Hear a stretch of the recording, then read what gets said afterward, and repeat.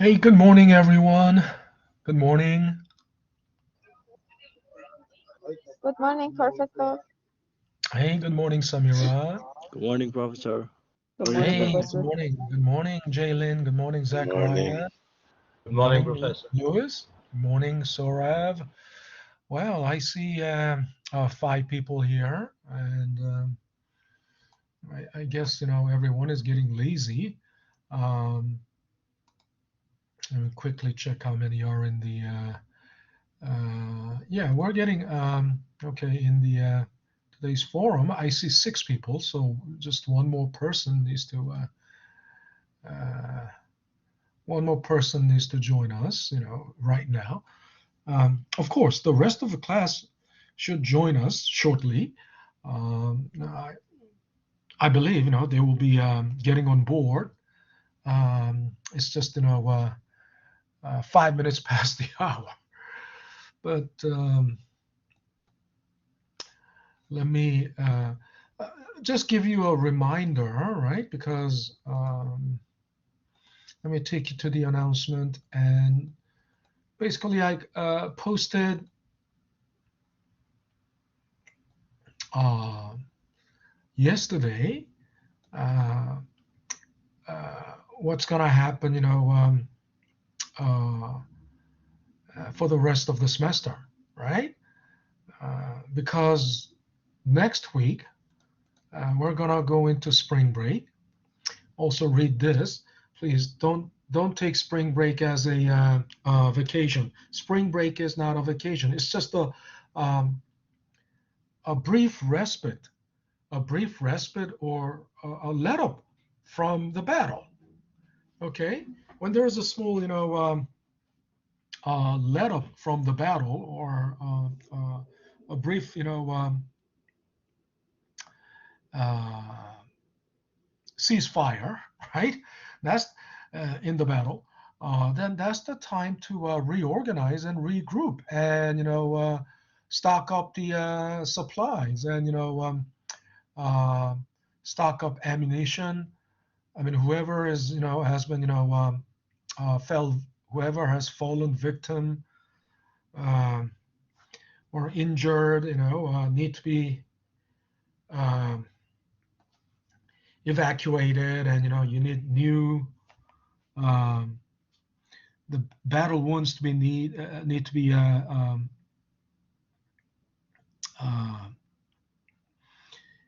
treated, and you need new recruits, uh, to replenish the depleted resources, etc., etc. So use the spring break to beef up, right, and reinforce what you have been weak at. Okay. Uh, Anybody saying, I'm gonna go on a cruise during this, that's crazy. I'm going to Florida during the spring break. I don't think that's the right mindset. The battle isn't over. Huh? And especially if you haven't been doing well in all of these exams, this is no time to take a vacation, right? This is the time to uh, strengthen the part that you are weak in, right? To be better prepared for the final battle. Now, so the next time we meet, it will be after the spring break. I mean, of course, this Thursday. We will meet this Thursday. And then after the spring break, it will be the 26th, right? And the registration advisement has started. If you're a finance major, you must be advised only by the finance faculty, because otherwise you get advised wrong. And then, especially the electives, liberal arts, there are some, electives, in scientific world, individual and society, and things like that. All those, what they call um, pathways, pathways category. Um, a lot of advisors and students, make mistake by just picking up anything they think is easy, or anything that they have already under their belt, anything that they already have earned credits and they want to apply towards that. But they make a mistake a lot of times. And because for finance programs, there are you can't pick anything from the you can't pick anything from the menu. Not all of the uh, courses in the menu uh, can be welcomed in the finance program. You gotta uh, remember that. That's why you must be advised only by the finance faculty if you're a finance major. Otherwise, that messes up your curriculum. Later, those uh, courses that you used for those electives will be totally useless, and you will have wasted those 3 credits or even 6 credits, right? So you must be advised by the finance faculty only if you're a finance major. Okay. All righty. So now we are today. So we are moving on. Let me also. We're moving on to the bond valuation. Actually, bond valuation is already done by the main lecture. Look, all these videos have already been cleared out, right?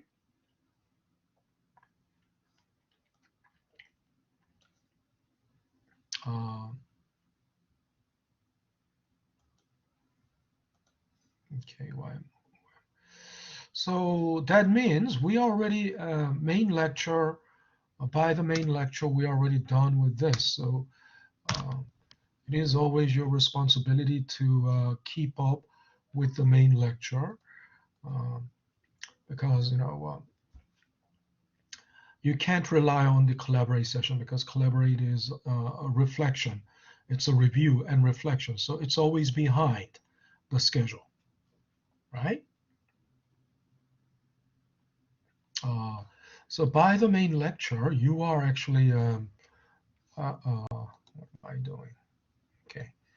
By the main lecture, we are already into this.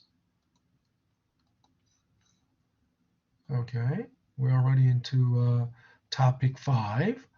And even during the spring break, uh, the uh, the the main lecture videos will be assigned uh, per schedule. Okay, that's the only way that's the only way uh, we can cover everything on the syllabus by the end of the semester. So please keep up with the scheduled lectures, right? Otherwise, you won't be prepared for right after the spring break. There will be quiz 2. Shortly after spring break, there will be quiz 2, and there's no way you can do that if you don't keep up with the scheduled lecture. Okay, and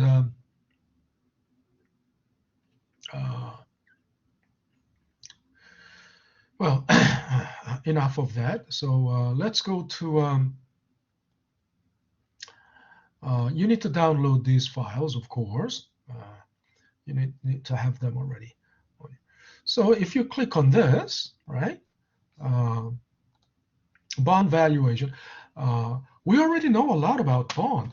We already know the bond basics because we talked about bond in the first topic, right? We talked about bond in the first topic. We already know bond is a uh, a standardized debt instrument. It's a bond is a debt instrument with the standardized features, and the standardized features include the face value of the bond. All the bonds basically have the face value of what? Does anyone $1,000. say that again? $1,000. Yes, yes, you're right. And who was this? Samira, right? Yes. Okay, Samira. Yeah, you're getting, so today is 4/12, and this is FNB 100, section 1101. Yeah, Samira, you got 0.5. Um, all they all have, and face value is also called par value or maturity value, right? Because that's what it is at maturity. I-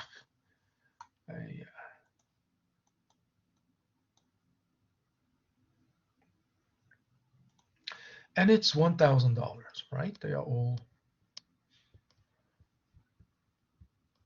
That means, if a company wants to borrow uh, $10 million, then they will have to sell about, 10,000 bonds, roughly about 10,000, right? And uh,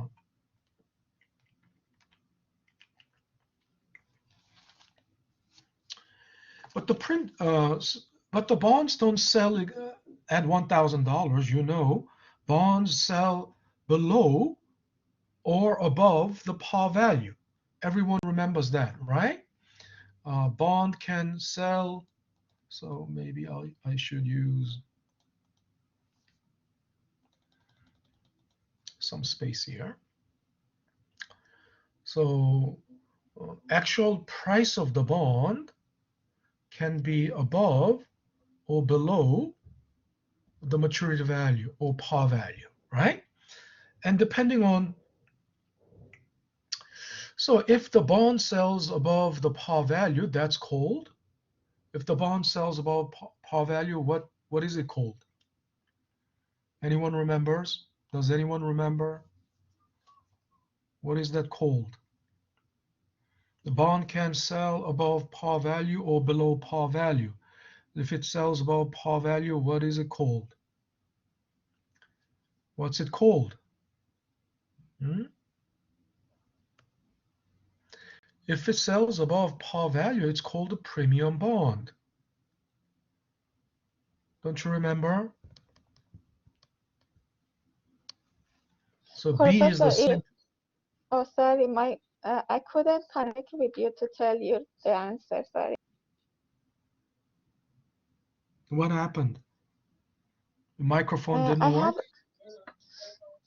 yes, I couldn't see the option. It's just because I have a bad connection. Sorry, I wanted to answer, but it's okay. Oh, I'm sorry, I didn't quite understand. So you couldn't see, or your microphone didn't work, or which one was it? I couldn't see the option of microphone and my camera and on my Oh, screen. That's why I couldn't. But it's okay. Thank you. oh. Uh, okay. So yeah, yeah, now I can hear you. Uh, so then, if a bond is selling below its par value, the maturity value, right? What's it called? Discounted bond. Yeah, discount bond. Okay. Uh, yeah, it's not discounted. I mean, of course it's discounted, but the name is discount bond. It's called the discount bond. Yes. Yeah. Okay. Samira, you got another 0.5. Yeah. So this represents selling price of the bond. Sometimes, other depending on the author, some use this, right? Or I also use this price of the bond, right?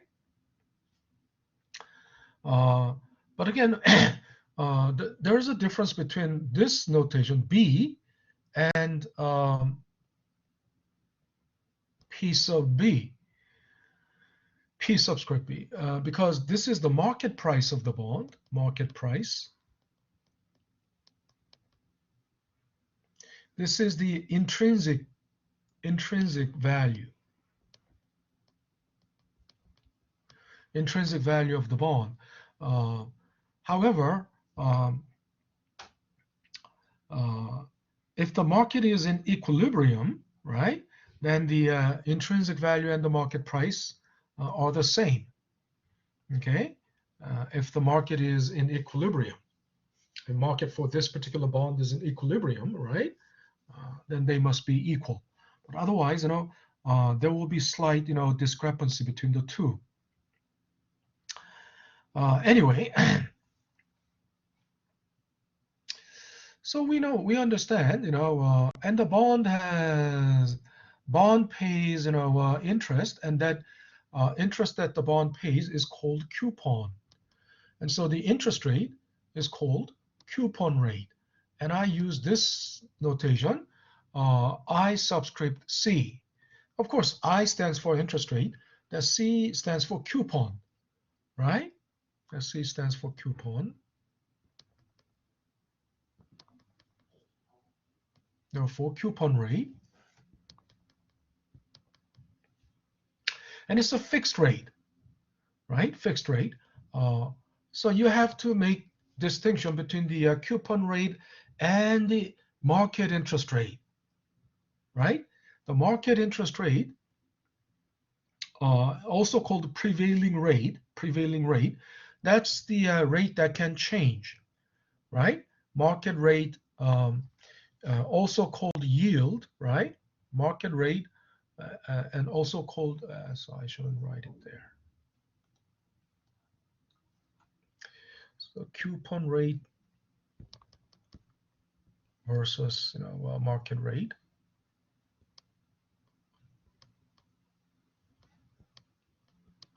Or, prevailing rate in the market, or Y, yield. Market rate is something that can fluctuate, right? Of course, because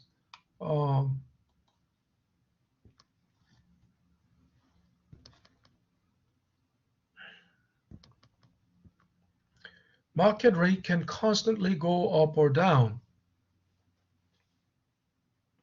But the coupon rate is the interest on the loan, so it is fixed. It doesn't change. Okay, so if you remember from the topic one, also and this was the question: what causes the bond to become a premium bond or discount bond?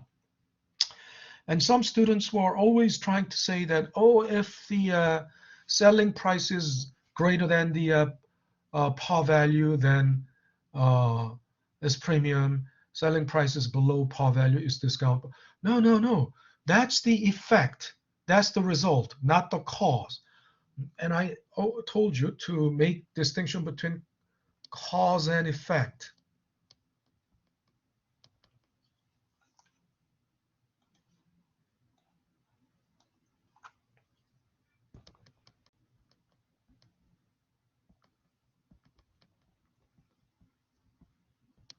Okay, what causes this?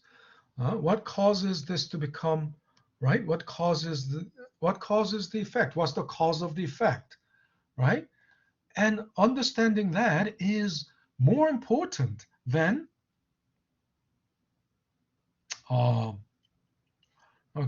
understanding that is more important than knowing what. Knowing how and why is more important than knowing what. So I believe, I think, I quoted something. What was this guy's name? Green.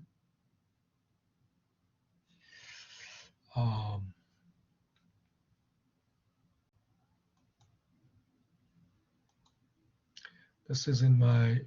I quoted it in my Facebook. So.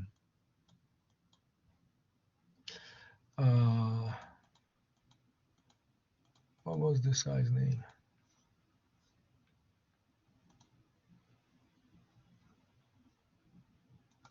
And this quote is, really, this quote is really precious. Where did I put it?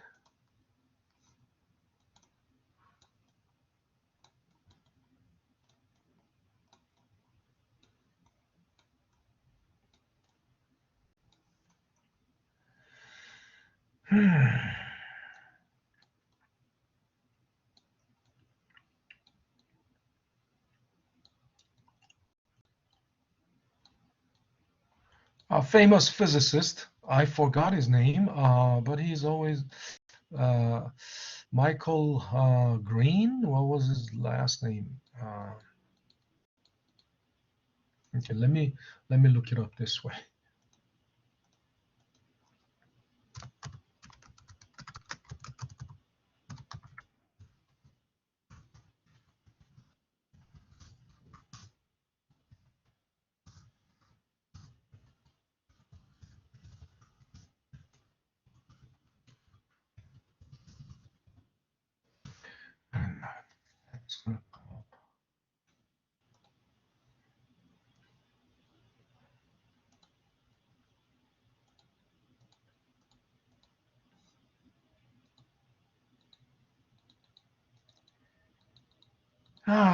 Maybe I can't find it this way. But that's an, never mind. I'm gonna look it up later during the break. Um, okay.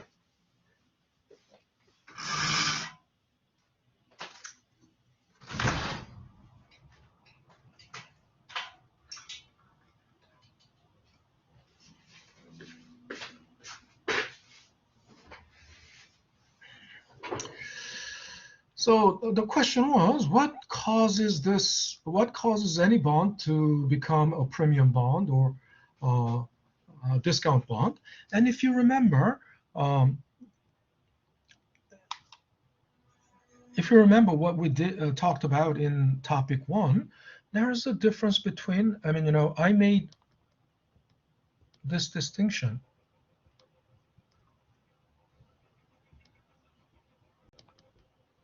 right? I don't know if you remember this. If the coupon rate is greater than the prevailing rate in the market, right? It becomes a premium bond. If it is less than, if the coupon rate is less than, so think about it. Um, if on average in the market you earn 5%, right?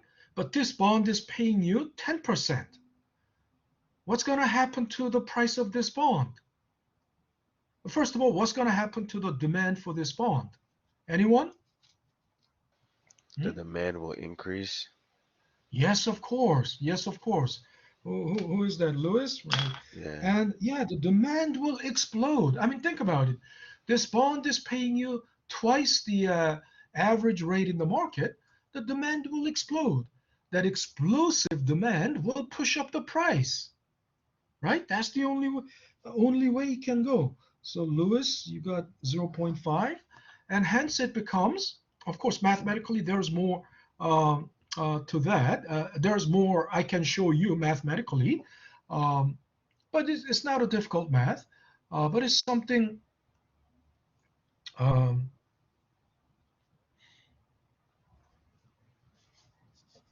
uh, there's, uh,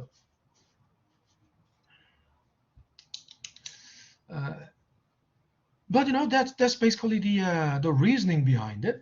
And if the prevailing coupon rate is less than the prevailing uh, market interest rate, think about it. The demand will fall, right? As the demand falls, the price will fall below the par value, right? So uh, let's see. Let me. Uh, I just have to get it out of my chest. Otherwise, um, let me just look up.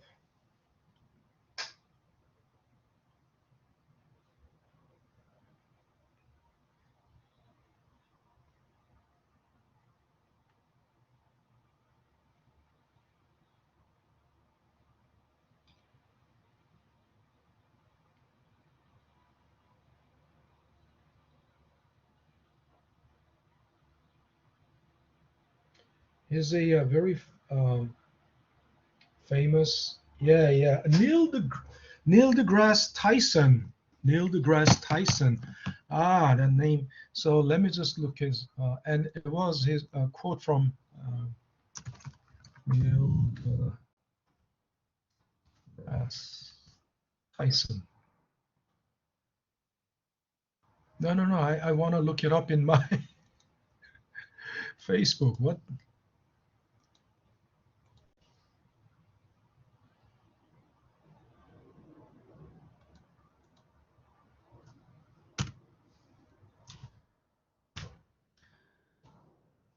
That's logical reasoning, basically. Uh, Reasoning, yeah, this is, you see that? Understanding what it is you're memorizing, even if you have failed to memorize it, is by far a greater intellectual achievement than having memorized something and not knowing why. You understand? This is the emphasis on the logical reasoning process. Why? Even if you don't remember what it was, but if you understand if you understand why and how that was the case, that's what's more important. Okay, so that's the whole thing. That's the whole point I'm getting at. um, when I ask, what makes a bond a premium bond or discount bond, when I ask this question, students always, a lot of students say, um, if the selling price is greater than uh, the par value or face value, then that's premium bond. If it is less than the par value, that's the discount bond. No, that's not the cause. That's not why. That's not how. Okay? So please remember what makes it. Why? How does it become a premium bond? Well, because the coupon rate is greater than the prevailing market rate, right? Okay, so we understand a lot basics about the bond, but there are still some things that we haven't uh, uh, talked about. So here, you're looking at three types of bonds, and you understand the bonds can be classified by the entity that issued the bond. Who issued the bond, right? That's one way. Uh, and it's either federal government, or corporations, or municipal government. And the bond issued and sold by the federal government is called, Treasury securities, because it's, by the Treasury Department.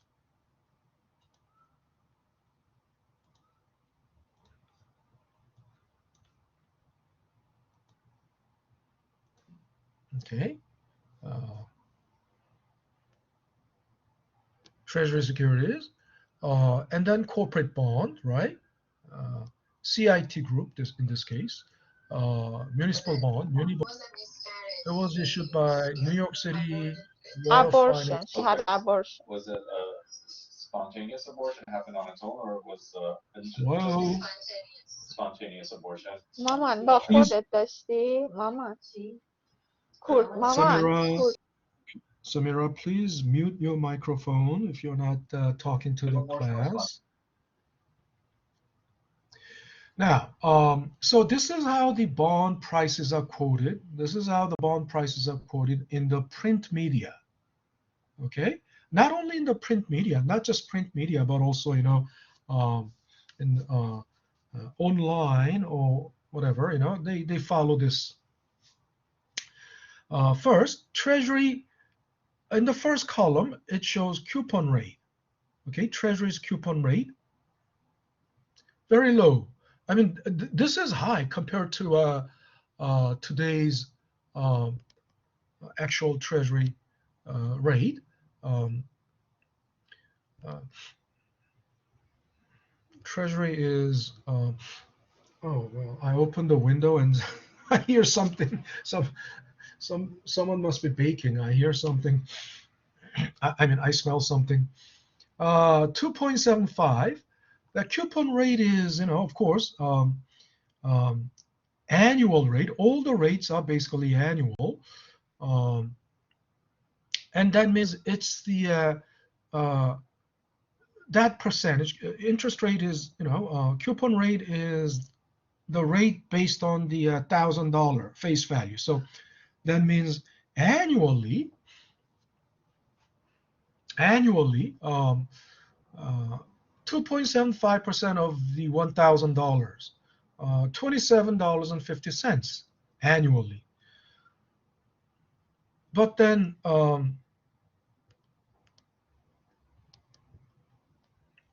it is bonds are on semi-annual cycle. I already talked about this. In other words, M is 2. Okay, bonds are on semi-annual cycle, so um, the interest rate coupon interest is paid every 6 months. Then each time it is a half of this, right? The coupon paid every 6 months would be half of that, which will be like, what's it gonna be? 2750 divided by 2, right? 13.75, something like that, right? And coupon rate for corporate bond and muni bonds are found in the second column. Now, compared to Treasury, it's a way better.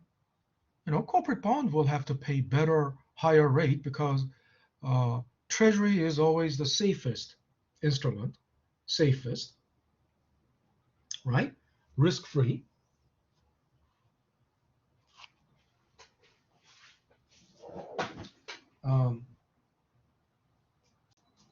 Now, if it is Treasury bill, very short-term Treasury, like 3 months or 1 year or under 1 year, right?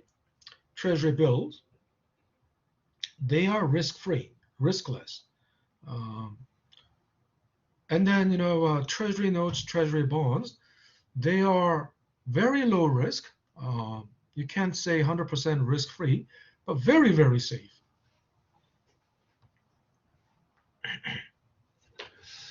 But this, so nobody is safer than Treasury. So obviously, the corporate bond should pay higher coupon rate, right? Muni bond pays, 4.5%, somewhere between, Treasury and the corporate bond, right? But here's one thing you have to also understand. Then, if it is 4.5%, that means, $45 a year. Of course, for corporate bond, the CIT group, 7% coupon rate means, $70 a year. So that means, $35 every 6 months.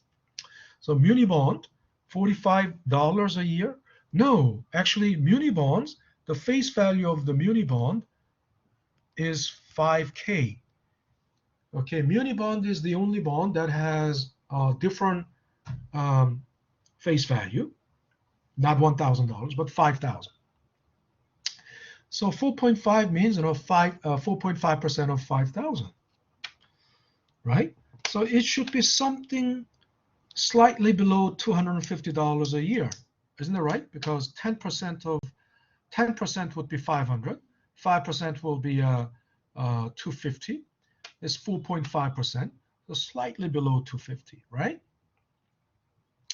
Now then, the second column for the Treasury, that's the maturity, right? Maturity, right? Uppercase T, right? Terminal time, maturity. February 2013. That's not February 13th, but February 2013.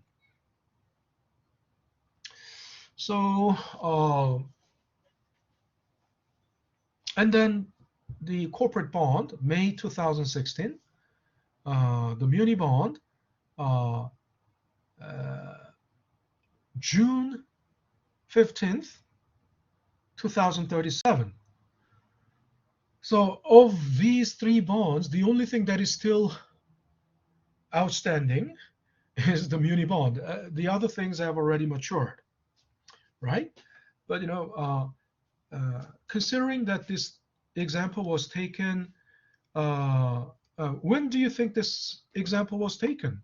Of course, obviously, you can all tell this example must have been taken prior to 2013. That's true, of course. Otherwise, you cannot have something like this. And I can trace it back. You can also, by using, you learned how to calculate n. And by calculating n, you can trace it back to when this example was taken. And I traced it back and found that it was taken around June of 2010. And I will show you later how I traced it back. Now, next column is the price. But interestingly, for corporate bond and muni bond, you have only one column for price. But for treasury, you have two columns. One is bid and the other is ask. And what is this? If you have ever used eBay, right? If you bought bought anything from eBay, you would know what this is because it's an auction. eBay is originally an auction. You can buy these days. You can buy just buy it out outright from it. But in the old days, it was an auction. At the beginning, in an auction, there is a bid and ask. Bid is the price that the buyer is willing to pay. Ask is the price that the seller wants. So there's a difference between bid and ask. But interesting thing is, look at all these prices. First of all, the price of the now I told you this was taken the example was as of June 2010, right? As of June 2010, then this means 6 years left, right? If the maturity is this, it has 6 years left.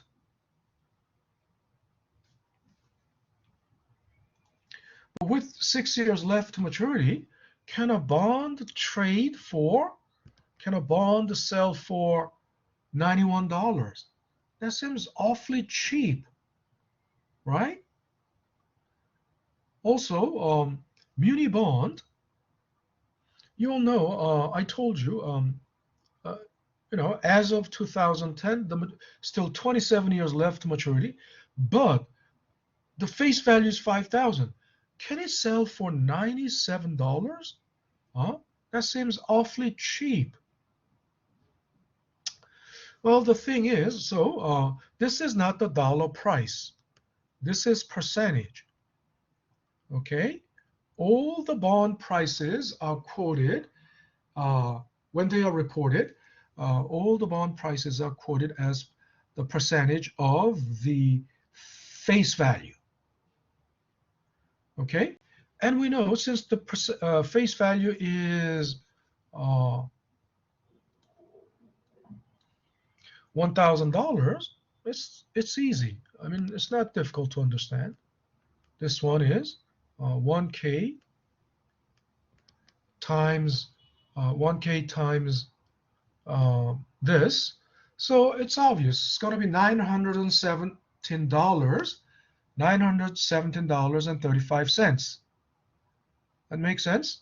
And then the price of the muni bond, because the face value is 5K. 5K times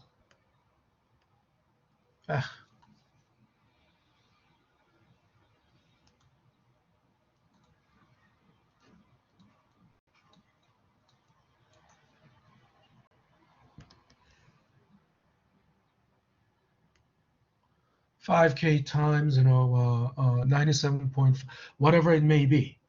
It must be 4,800 whatever, right? You can do I got let's just 4,850. yeah, something like that. 5,000 times what was that? 97.9757. 0.97 what was it? 57. Right?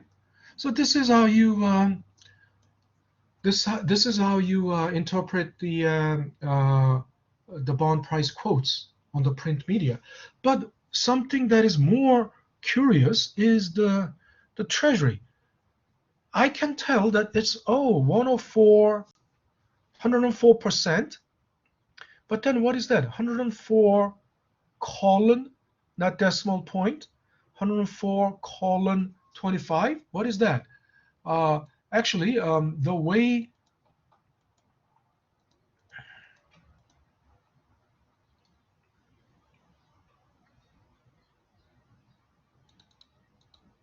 okay, the numbers after colon represents 30 seconds of 1%. So Treasury, this is a weird, system that the Treasury uses. They use 30-second system.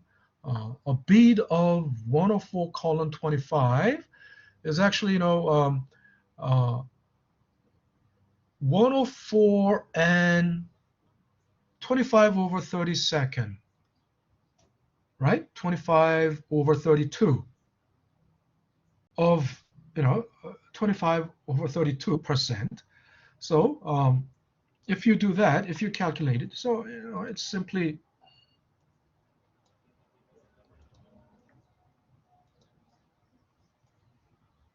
clear everything. 1,000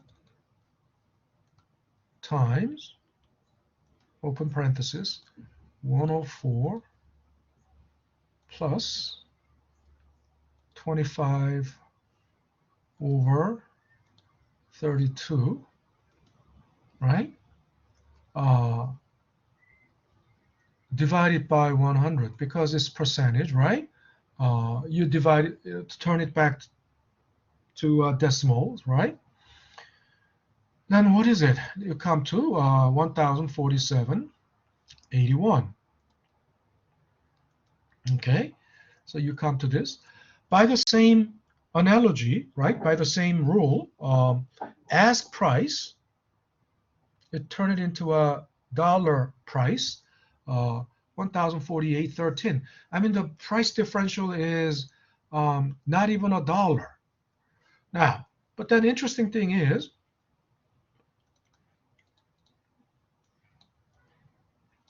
you may have, if you ever bought something on eBay, especially through auction,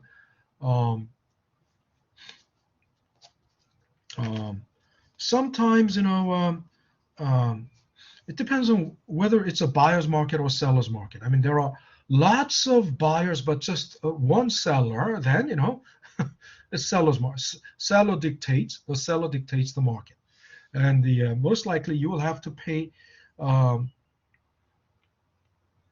either the price that the seller wants or the closest price to the seller's ask price. If it is a buyer's market, meaning just one buyer and huge number of sellers, buyer dictates the market. But this difference is this gap is closed by the dealers. Dealers, okay. Dealers, close this gap. And another thing here, at the end, there is for maturity. It's February 2013. And what is that N at the end? That N means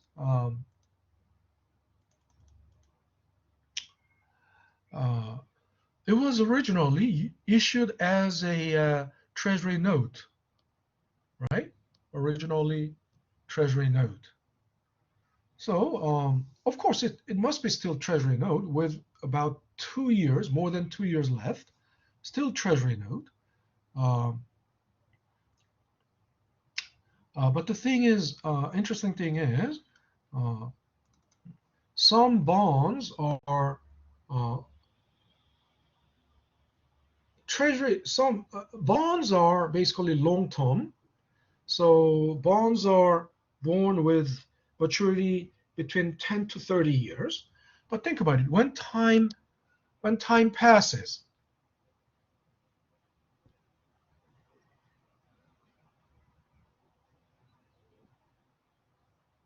yeah, let's take a look. Why is it taking so long? Okay.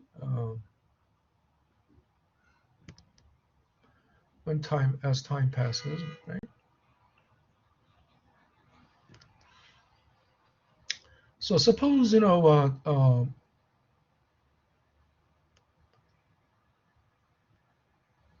bond was originally like 20-year bond, 20-year, right?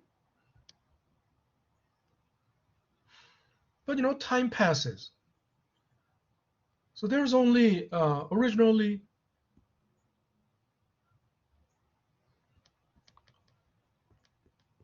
treasury bond.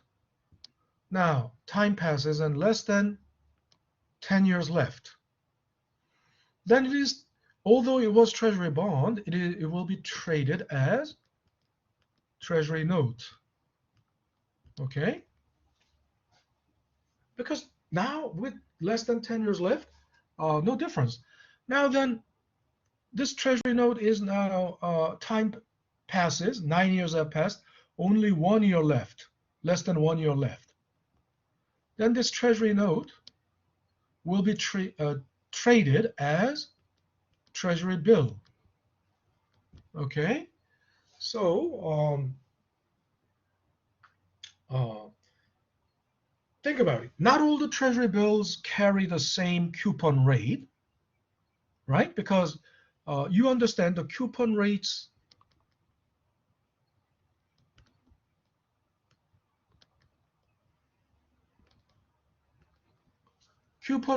of the longer term bonds are higher, greater than coupon rates of the shorter term bonds. So there are treasury bills that were originally born as treasury bills. There are treasury bills that were originally born as treasury notes. There are treasury bills that were originally born as treasury bonds. And obviously, since something that was born originally as either bond or notes would still carry higher coupon rate, right? Even with same maturity left, they will be traded at a higher price. It could be traded at a higher price, right?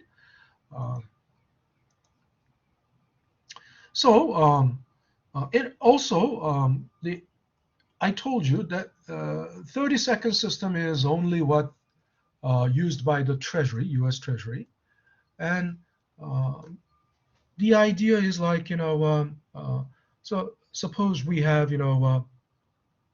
something like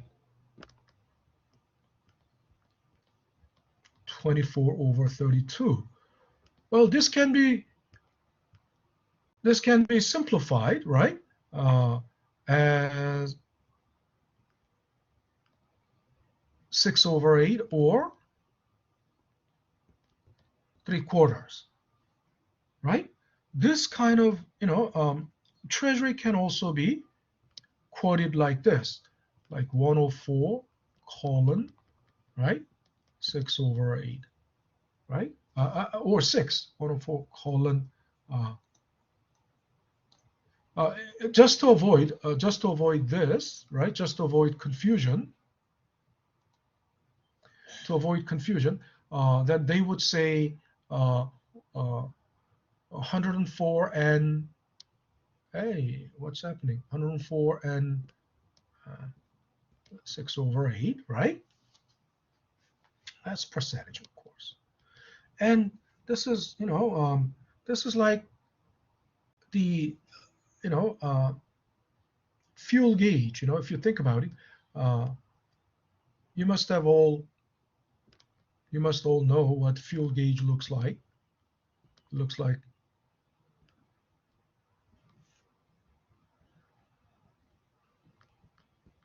full empty, half, right? We all know. First, it was, just like this.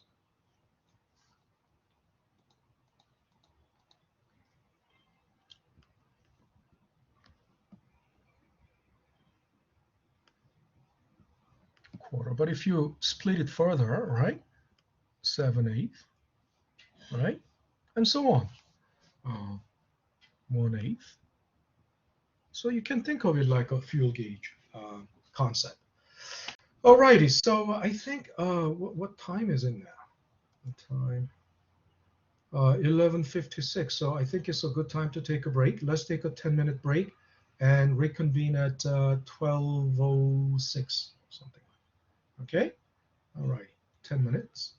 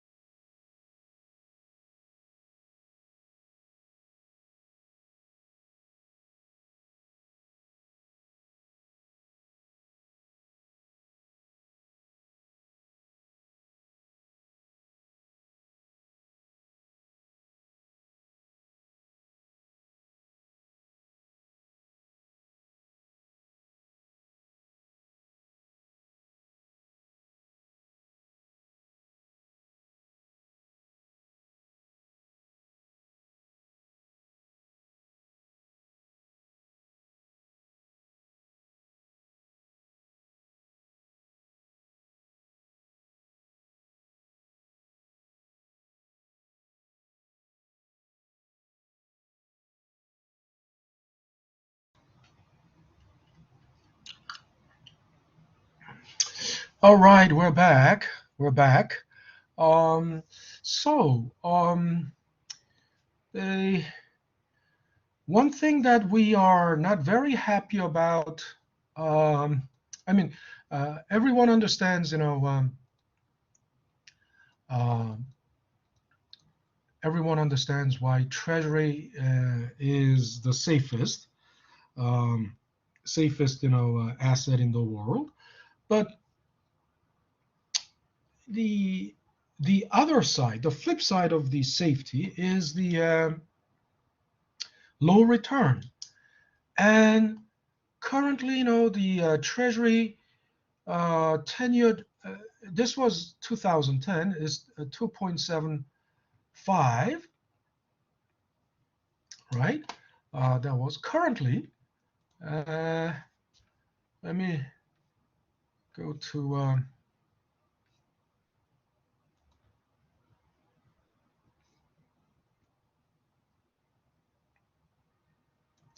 10-year Treasury. This is 10-year Treasury. Currently, it's about 2.7, so it hasn't. It was better, it was even better, right? In 2010, it was even better in 2010.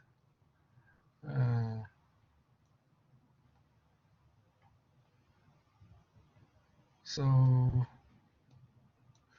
this is Treasury, right? And compared to I mean, there was Nasdaq before there, right? But compared to Dow Jones and S&P, there was a time they were pretty close, right? That was like around the time of 2018. But this is the change, not the actual rate, but this is the rate of change. But the point is,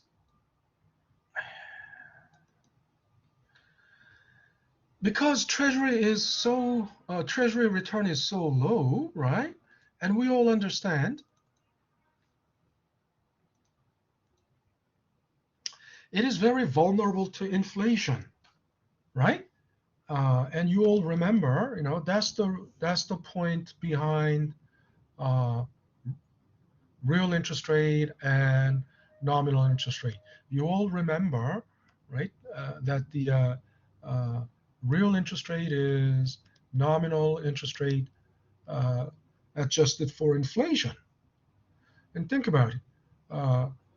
The most recent inflation data, recent inflation data, uh, anybody has anybody heard of what is the most recent CPI data? Most recent CPI? Anyone?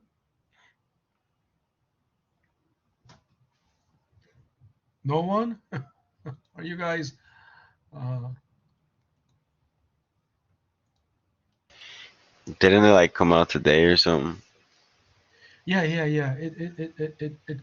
It comes out today. I don't know if they already released it, but there was a prediction already. Not official CPI data, but um, the estimates of the CPI, even as of yesterday, it was like um,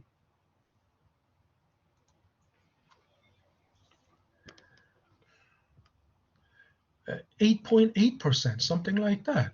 8.8%. And look, this 2.75%, right? Treasury. Uh, that gives you, severely negative, almost negative, 6.15%, real interest rate, right? Think about it. Who's going to put their money into the um, Treasury? I mean, if this is, again, the advantage, the benefit of the Treasury is safety. Nobody can beat, nothing in the world can beat the safety of Treasury. However, the flip side is low return. So this is what lowers the attractiveness. This is what lowers the appeal of the Treasury. So what they came up with is TIPS. Okay, and what is TIPS?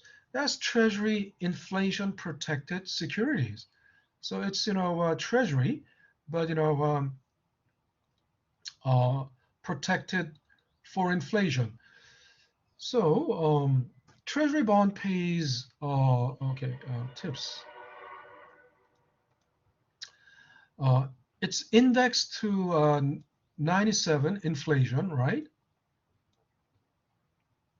And what they do is they adjust par value for inflation measured by CPI. Okay, it's a simple idea. It's actually a very simple idea. So if the par value is adjusted for inflation, let's say inflation was 8% measured by CPI, and they 8%, then what does that mean? The par value will be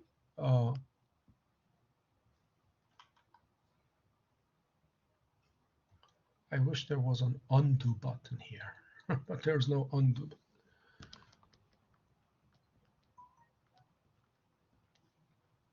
1K times, maybe it was better before.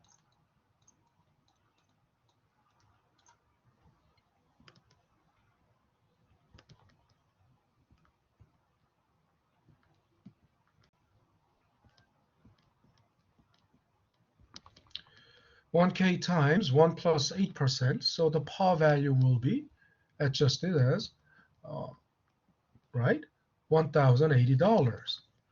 Then, based on this par value, the coupon interest will be, if the coupon interest is 10%, then it will be $10.80. Now, coupon interest rate will be, if it is 10%, I'm sorry, 10%, $180, $108, not $100, right? So it's adjusted for inflation. That's what it is saying. So take a look at the example. Consider a 10-year TIPS issued on January 2007, paying 2 3/8% coupon. The CPI in 2007 was 201, 201.66, almost 201, And then on 3 years later, that's exactly 3 years later, CPI was 216.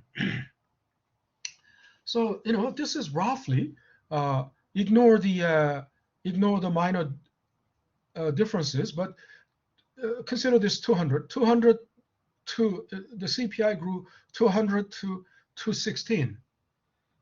Then what's that? That's 8% growth in CPI, right?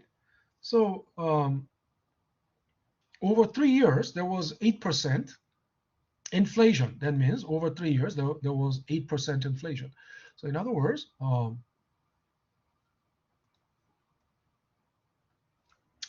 think of it this way. So CPI 2010, CPI 2007. This is going to give you a gross growth rate, gross inflation, right? Which is 216 something something. And this is 201 something something. This is roughly, if it is 16, think about it. If the difference is like 16, this is going to result in 1.08.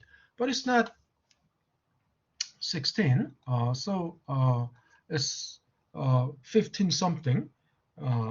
So 15 divided by 200, right? 15 something divided by 201. So it comes to 106.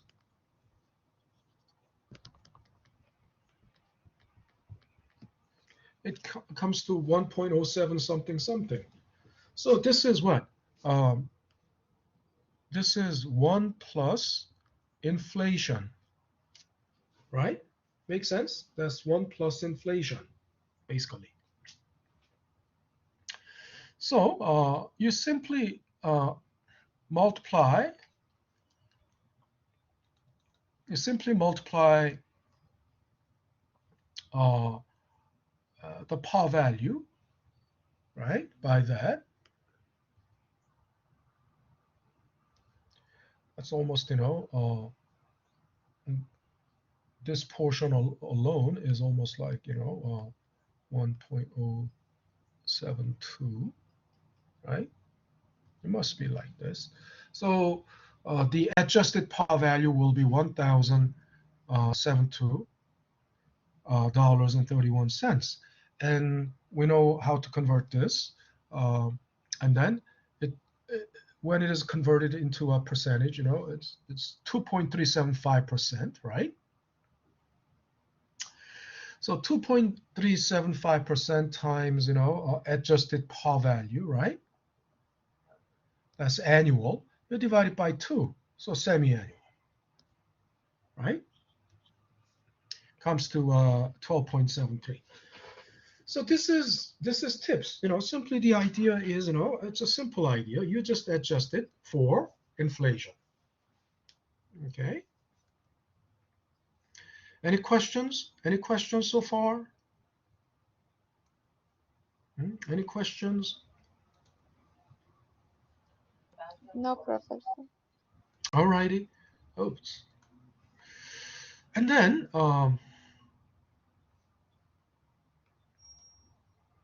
where is it?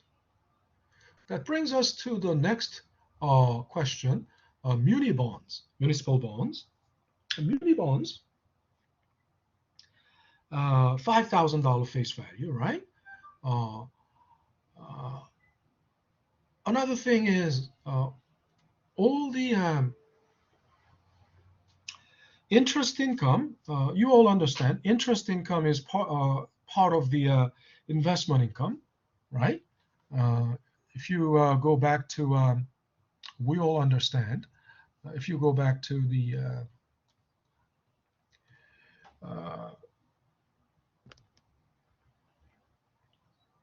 the income statement, right?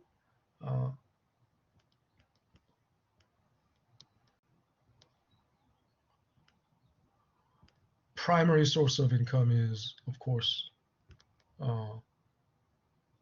the sales revenue. Secondary source of income is investment income, which can include, right, capital gains, dividends, and interest. If you have bonds, interest income, right? So eventually, they will be subject to taxes, right? But the benefit of the so when you pay taxes, you pay federal income tax and local, state and local taxes, right? But then, so do I have to pay interest on for federal, state, and local? All no. The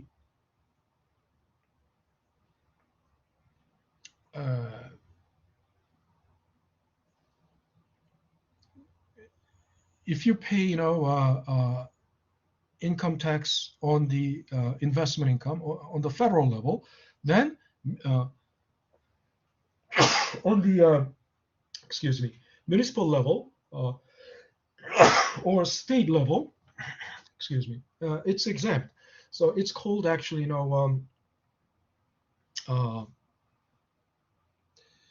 total effective All righty.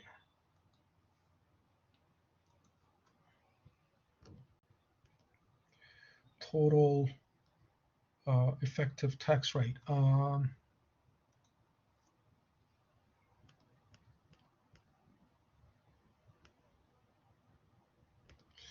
Was it what was the acronym? I forgot, but total effective tax rate, which is not which is where that's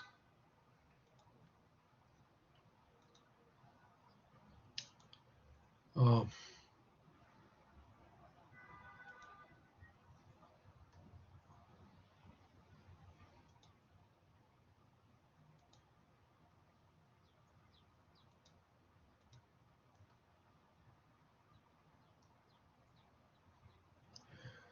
where did I put it?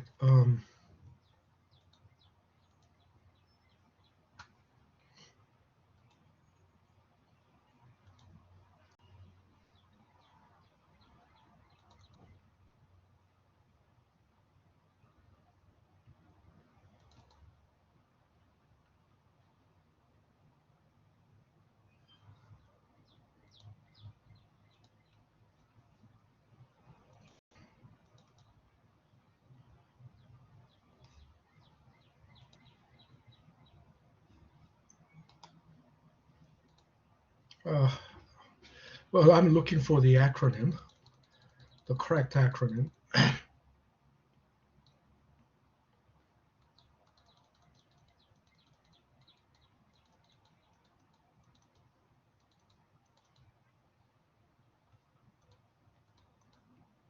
Oh yeah, yeah.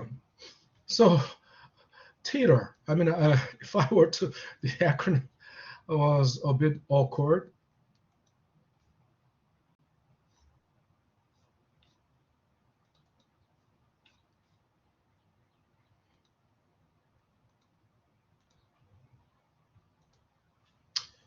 Uh,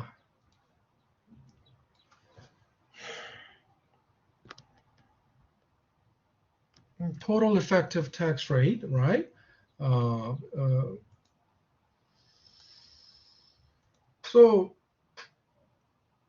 the point is, first of all, who buys muni bonds? Who buys muni bonds? Certainly not individual investors like you and I, because individual investors generally um, because muni bonds are basically huge. I mean, face value of each bond is $5,000. So its selling price would be at least somewhere around, $4,000. So you can't, individual investors usually um, for uh, just about 4.5% return, they wouldn't. I mean, you can't even buy 10, because to buy 10 you will need like $50,000. I mean, uh, and if you had $50,000 and you price change of muni bond is uh, uh, relatively not that frequent, right? Price change is very minimal because muni bond is not traded that frequently, because most buyers of muni bonds are institutional investors. Such institutional investors as uh, uh, insurance companies and pension funds. And think about the reason why they buy muni bonds, because muni bonds are generally very long term, like 30 years. And um, pension funds and insurance companies need something, need to invest in something that has relative safety, relatively high safety, and relatively, decent return. And muni bonds are not all the muni bonds are safe. I mean, New York City muni bonds are safe because New York City will hardly go bankrupt. But not all the muni bonds are safe, as I said. Some cities and some states have gone bankrupt in the past. In early 1990s, the city of Bridgeport in Connecticut, they went bankrupt, right? So the muni bonds, city of Bridgeport muni bonds turned into, they defaulted. So it was a big, I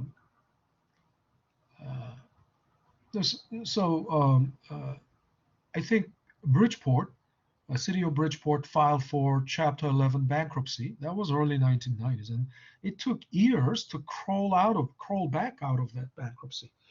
And even state government of California, I think it was in early 2000s, somewhere around 2010. I'm not sure, 2005 or around that time. I don't know if you ever remember watching Arnold Schwarzenegger on, what do you call that? Public YouTube. I forgot the name. But it's infomercial or commercial, but not for private businesses, but for public cause, right? Does anyone remember Arnold Schwarzenegger as being the governor of California? You don't. You guys, you do? I know he was, but I don't remember like Okay, anything specific. right.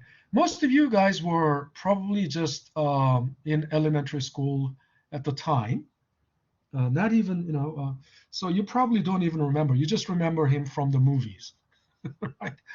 But Arnold Schwarzenegger had a political career, right? Once, of course, after his movie success, right? After years of a career success in the film industry, then he ran for governor of California. That was in the early 2000s. So and while he was governor of California, the state California went bankrupt, the state government. So he was on this TV commercial pleading to the viewers to buy. They had to sell off every excess capacity of the federal government. So they sold off. They were trying to sell off. Whatever surplus that the state government had to make money. For paying the bondholder. So he was on TV asking viewers to buy, California state government property. But anyway, so not all the municipal governments are safe, but New York City municipal bonds are very safe because New York City hardly runs out of money.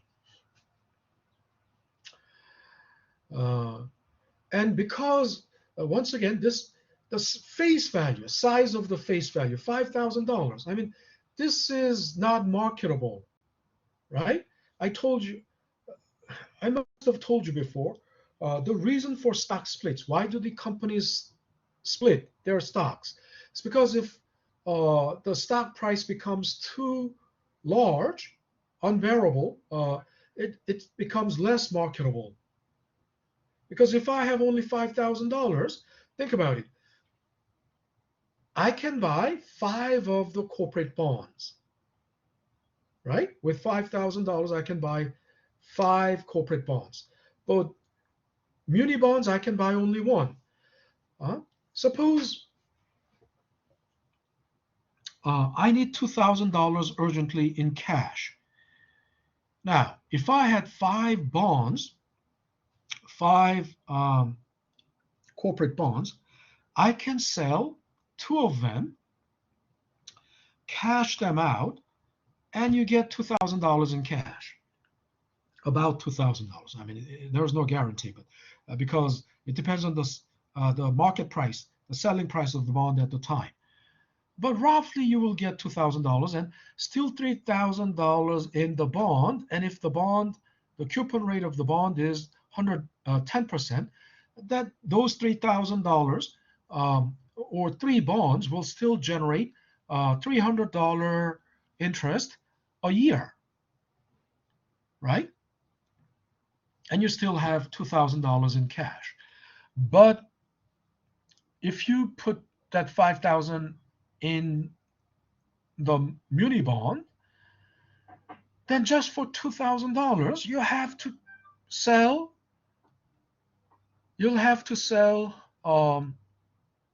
all. You'll have to sell it all. I mean, because you had only one bond, you have to sell it. Just one bond, you have to sell it. So then you will be foregoing that 10% interest anymore. You will be foregoing that 10% interest, right? So one of the reasons individuals don't generally hold muni bond is because of that huge face value. But institutional investors,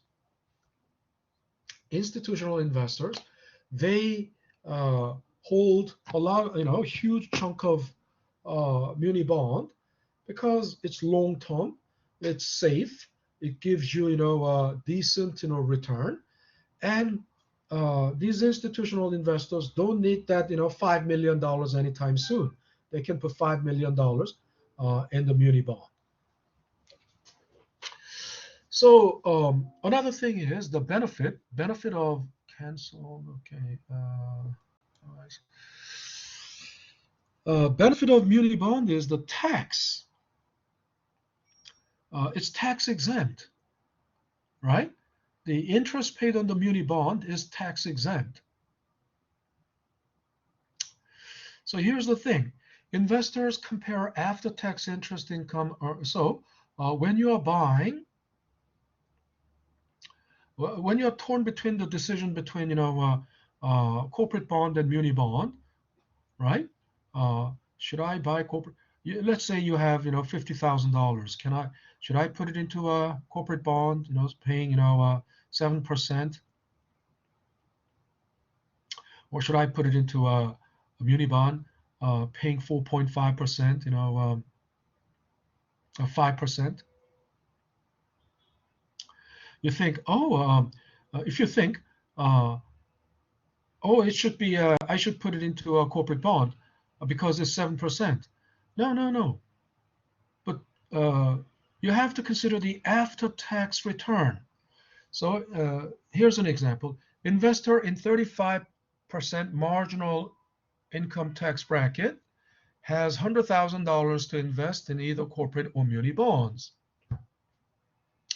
35% marginal income tax bracket means, no matter what the income from this bond holding is, it's not going to it's not going to bump you into the next tax bracket. You will still be in 35%, tax bracket, and you will pay 35% on this additional income. So think about it. If you buy corporate bonds, you get $7,000 annually, but it's taxable $75,000, taxable at 35%, right?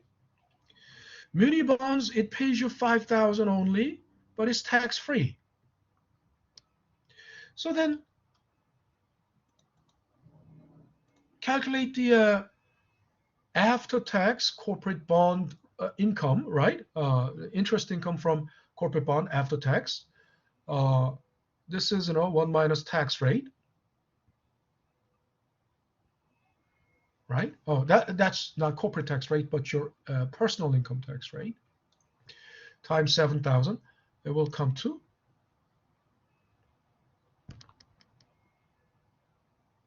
it will come to 4,000, which is less than the 5,000 muni bond.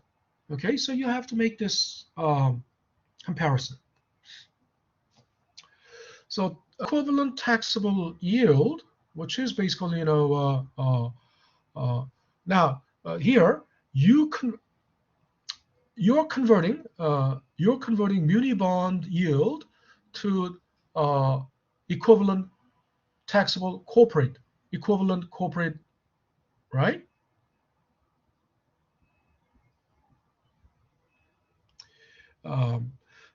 Taxable. The math is simple.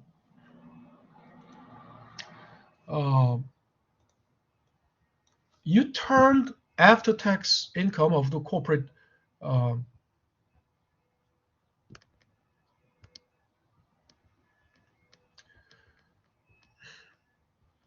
bond interest, right? You multiplied it by 1 minus tax rate. That gave you something equivalent to the muni bond equivalent.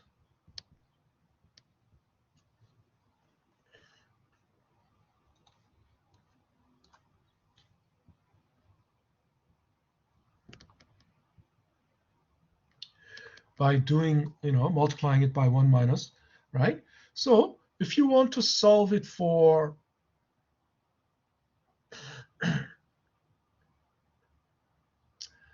if you want to solve it for this time, if you want to solve it for this, right?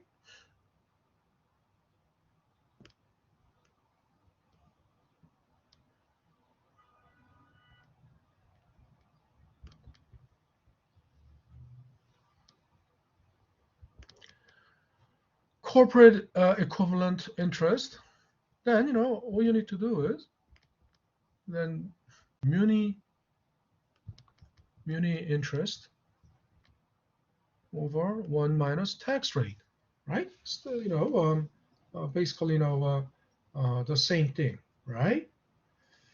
All right, that's, how you convert muni bond into a corporate equivalent yield, muni yield into corporate yield, or vice versa. Corporate converting corporate bond interest to after tax, right? Muni bond equivalent. Okay. So that's pretty much, everything about the muni bond. Alrighty, so I think the time is up. So that's it for today. If you have any questions,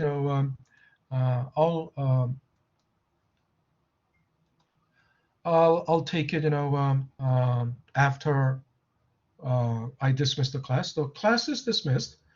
Okay. Have a great afternoon, everyone.